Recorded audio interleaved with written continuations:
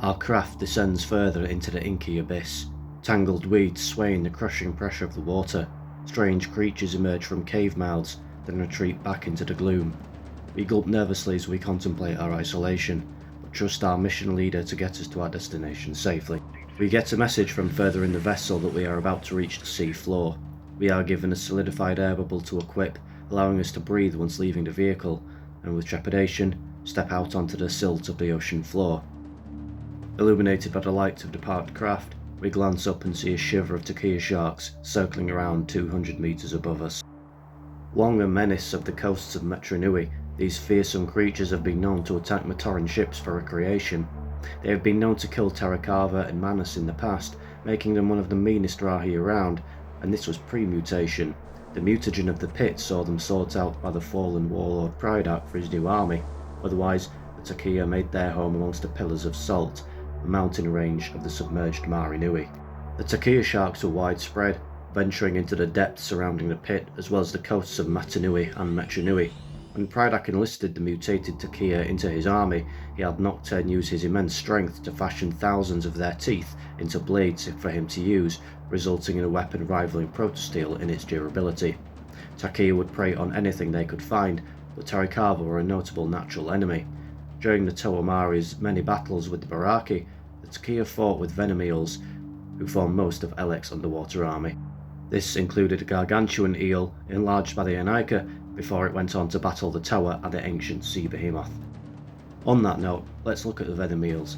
These made up the bulk of the Baraki Elek's army in the pit and could be found in the deep trenches that dotted the black water.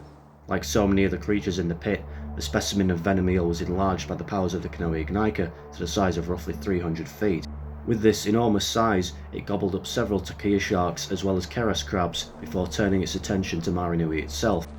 After the residents doused the city's lightstones, the mutated eel went for the cord instead and began constricting it. Venom eels, unusually for creatures living so far down, relied primarily on their sight and had a heightened reaction to any movement or light. They moved in a sidewinding motion and have excellent camouflage abilities, often not choosing to be seen until their prey are within striking distance. Their metallic hide, which minimises light reflections, is what allows them to do this. The venom in their fangs is another weapon at the venom eel's disposal. The small creature drifts close to the craft before landing on the side of it.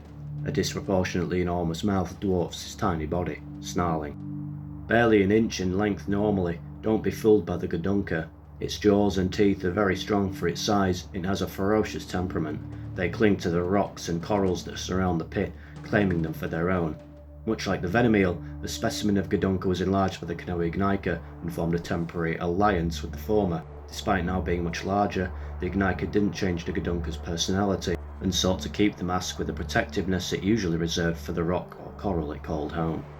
It took all the Toamari working together just to fight the creature to a standstill before it returned for round 2, this time with the 300-foot Venom Eel and the ancient Sea Behemoth in tow. In the battle that followed, Gadunka was the last one to be left standing and was close to claiming Ignika for itself, until the fickle mask of life caused the Gadunka to shrink back to its original state. Its territorial nature made Gadunka a troublesome opponent while enlarged, even more so with the Squid launcher it found discarded on the seafloor, and enjoyed occupying a space a few rungs up the food chain until its inevitable reversion and discarding its newfound toy.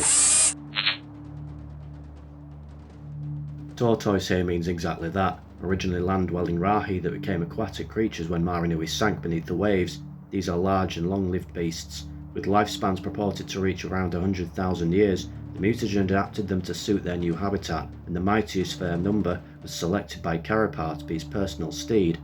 They became the battle tanks of the Baraki's army, and equipped with Squid launchers. However, following Karapar's capture by Hydraxon, the tortoises dispersed from his service. Following Matanui's awakening and the destruction of the Matoran universe, the migrating pit war tortoises were granted amphibious nature by the Great Spirit once more. Stepping away from the Rahi for a moment, we come to the Zyglak, that much abhorred reptilian species created inadvertently by the Great Beings, shunned and left to inhabit the crevices of the Matoran universe, where no other dares to tread. The Zyglak have been responsible for the deaths of many Toa heroes over the millennia, most famously all but one of the Toa Kodak. A pack of Zyglak settled in the cord connecting Mahri Nui to Voinui, where they encountered the Toa Ignika.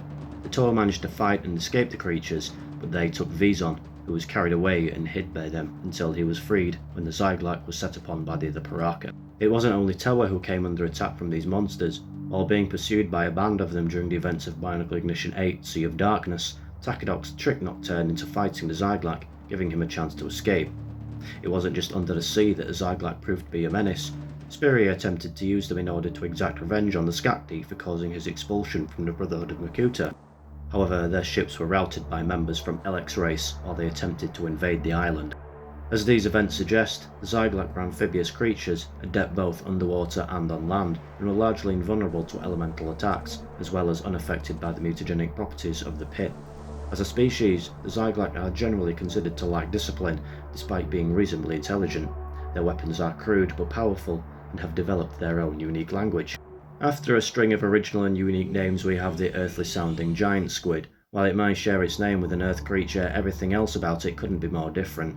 These powerful creatures were enlisted by Kalmar into his underwater army. Their tentacles could pull and drag creatures and beings with incredible force, being responsible for killing a Hydruka, as well as bringing Brutaka down into the murky depths of the black water. However, the mighty warrior was just about able to kill the creature, despite his less than ideal circumstances. The Baraki used the giant squid both as guards as well as attack forces during their assault on Mahri Nui.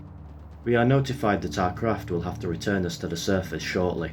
It manoeuvres to a new position, slowly, so as not to disturb the next creature we want to observe, which, in contrast to the previous Rahi, are gentle, largely peaceful creatures. Through the gloom, with the aid of our onboard equipment, we get a glimpse of the razor whale. Once widespread, having lived in Garmetru, the waters surrounding Matanui, and of course the black water of Mahri Nui, razor whales are now endangered due in part to the Vizorak occupation of Mbetra Nui. Their formidable spines down their back were usually sufficient to deter any predators, not that the razor whales ordinarily had any, but we know that some did lose their spines as they aged. This allowed the Matoran to sometimes ride the creatures, Maku being one. They are the larger relative of the razorfish, which shared their Garmetru habitat. Our craft turns and begins its gentle ascent back to the surface. An information display provides us with an entry on the last creature, which we know to reside in the pit, as it is too elusive and dangerous to observe in person. The ancient Sea Behemoth, not originally native to the Matoran universe, is an entirely organic gargantuan leviathan that came to hibernate in the abyssal extremities of the black water at the roots of the planet of Aquamagna. The specimen encountered by the Toa and the Baraki was 200 feet in length, and its closest resemblance to anything in the Matoran universe was a whale mixed with a worm. The ancient in its name comes from its extraordinarily long lifespan. Upon its awakening by Toa Mari Kongu, the creature engaged the previously mentioned Venom Eel, only the one mutated to a gigantic size by the Kanoe Gnaika.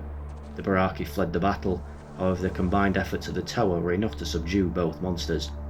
Setting aside their prior antagonism, the Behemoth and the mutated Venom Eel joined forces, this time with the enlarged Gadunka, to participate in a battle with the Toa. Our vehicle at last emerges just below the surface of the water. The light above is a welcome sight for one having spent so long in near total darkness. There is, though, one final creature to mention, whom we've been aboard all this time. That's right, our vehicle is in fact a Rahi itself, the terrain crawler, in this instance the Toa terrain crawler.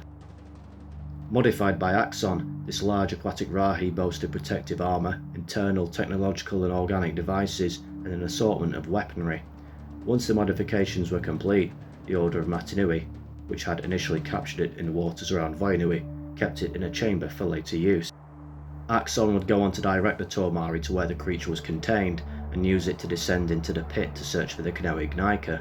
Alongside the abilities afforded to it through Axon's modifications, the terrain crawler was able to heal and repair itself and any occupants inside. Its closest equivalent, and what could be called its only predator, are the Barakiman's spider crabs.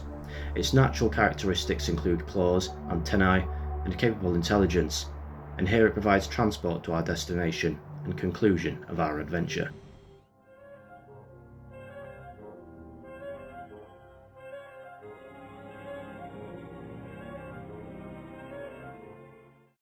History and superstition. Some say